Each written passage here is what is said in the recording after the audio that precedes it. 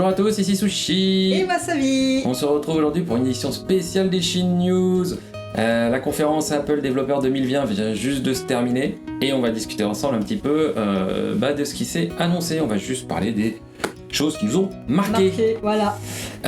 Donc la première chose, ça a été l'annonce d'iOS 14. On vous propose que on regarde ensemble la petite vidéo d'introduction qu'ils ont faite et après on discute de vraiment ce qui nous a marqué. Allez, go.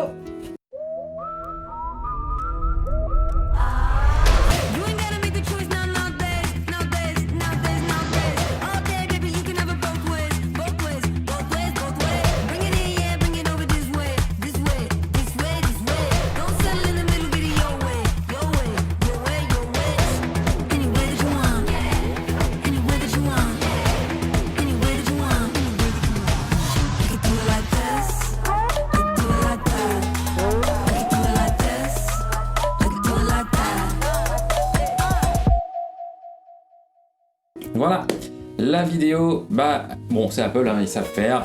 C'est très marketing. Ça claque, ça claque. Alors, qu'est-ce qu'il y a? Il y a le home screen, voilà. Enfin, on a une simplification des pages du home screen avec toutes nos icônes. On peut tout faire disparaître et avoir le tiroir d'application d'Android. Donc tous ceux qui ont Android connaissent bien. C'est la photocopieuse. Hein. C'est la photocopieuse, exactement. Ensuite, on a les widgets. Et pareil, elle a encore marché la photocopieuse. On va enfin pouvoir mettre des widgets sur le home screen. Alors, c'est Apple, c'est bien intégré, c'est propre, mais c'est Android. Voilà, la photocopieuse. On continue, photocopieuse, picture in picture.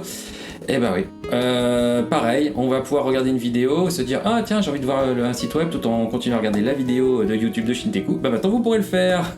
Pareil, ça fait longtemps que ça existe sur Android, ça existait aussi sur iPad. Maintenant ça arrive sur iPhone. Quelle révolution. Qu'est-ce qu'on a d'autre? On a une application de traduction. Pareil, Google le fait avec son Google Traduction, Apple le fait avec Siri. La seule différence, c'est que ça marche entièrement en offline, c'est fait dans le téléphone, du coup pour la vie privée, c'est mieux. Exactement. Qu'est-ce que nous avons d'autre? Oui. On peut jouer à l'agent 007.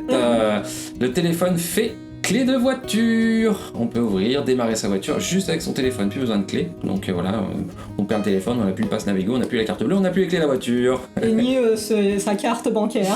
C'est ça.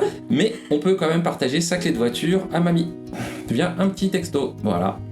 Très bien. On enchaîne sur iPadOS. Donc tout ce qu'on a dit sur iOS est valable sur iPadOS. Mais enfin, quelque chose qui tue, la fonction Apple devient plus une page de notification qui prend tout l'écran, mais juste une petite notification. Et ça arrive sur iPhone. Au bonheur. Oui. Non, autre point intéressant, c'est la fonction Scribble.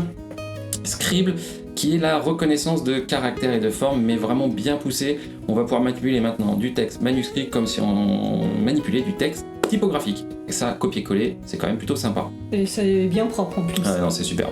Ça, c'est chouette. On a les AirPods. On n'attendait pas de news sur les AirPods et il y en a deux qui arrivent. La première, c'est juste que Apple continue d'améliorer la façon qu'on utilise les appareils, la transition entre l'iPad, l'iPhone, le Mac. C'est fluide, il n'y a plus besoin de les sélectionner. Mais le point qui m'a marqué, c'est l'arrivée de la spatialisation du son. Ah oui. Là, c'est vraiment chouette parce qu'on l'attendait pas et on va pouvoir avoir une reproduction 5.1 et surtout, en fonction du mouvement de la tête, ça va reproduire comme si le son bougeait en fonction de notre tête. Donc ça, c'est chouette. Ouais, c'est une belle avancée. Voilà. Vite fait, on part sur WatchOS, donc pas grand chose, mais quand même, ils ont décidé de faire comme tout le monde, comme Fitbit, comme Garmin, et ça y est, ils vont faire le suivi du sommeil. Histoire de faire un peu de santé. Hein. Voilà, ils continuent là-dessus. Bon, par contre, on voit dans la vidéo, là, 45% de batterie restante au réveil. Bon, faut charger sa montre au réveil, sinon on va pas tenir la journée. Nouveau macOS aussi annoncé qui s'appelle Big Sur. Alors enfin un petit rafraîchissement de design. Bon, ils ont annoncé c'était la révolution. Non, d'accord, ils ont changé les icônes, voilà. Ouh, bravo. Et il y a 2-3 petites features qui ont l'air sympas. Il y a les widgets qui reviennent, mais bon, ça reste un macOS sans grande non plus révolution. Mais par contre, il y avait une énorme annonce. Ah oui. Voilà, ça y est. c'est fait, ça fait déjà quelques années qu'on entend cette rumeur, Apple quitte Intel et maintenant va embarquer ses propres processeurs. Donc là, ils ont annoncé un kit de développement, ça sera le même processeur que l'iPad Pro qui vient de sortir. Donc ça c'est voilà, c'est vraiment c'est la troisième fois qu'ils vont changer. Ils ont fait du PowerPC, ils ont fait de l'Intel et maintenant ils partent sur les leurs, sur de l'ARM. Voilà, une page de l'histoire se tourne. Exactement. Voilà, on voulait vous résumer rapidement ce qu'on a trouvé marquant dans cette conférence Apple. Dites-nous ce que vous en avez pensé, si vous aussi, si vous pensez la même chose, s'il y a d'autres choses qui vous ont marqué et qu'on n'a pas parlé, dites-nous dans les commentaires, on en discutera aussi. Et partagez cette petite vidéo s'il vous plaît, et on se retrouve très très vite pour de nouvelles vidéos. À ciao ciao les amis. Ciao ciao.